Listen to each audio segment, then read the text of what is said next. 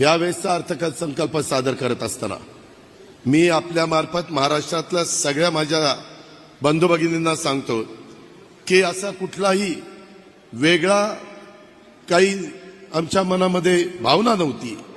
फक्त आपल्या शिवछत्रपतींच्या महाराष्ट्रामधली शाहू फुले आंबेडकरांच्या महाराष्ट्रातली महिला ही अधिक सक्षम झाली पाहिजे, अधिक सबल झाली पाहिजे।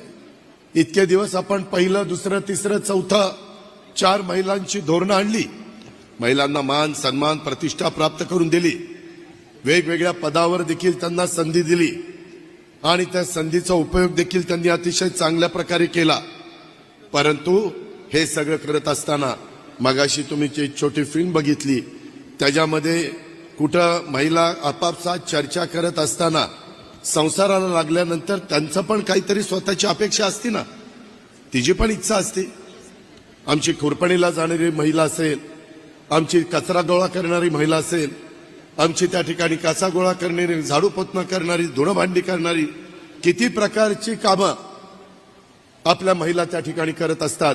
परंतु ती कामं करत असताना स्वतः करता ती काही करत नाही, ती फक्त स्वतःच्या मुलाकरता, मुलीकरता, स्वतःच्या नवऱ्याकरता आणि सासरच्या मंडळींच्या करता करत असते।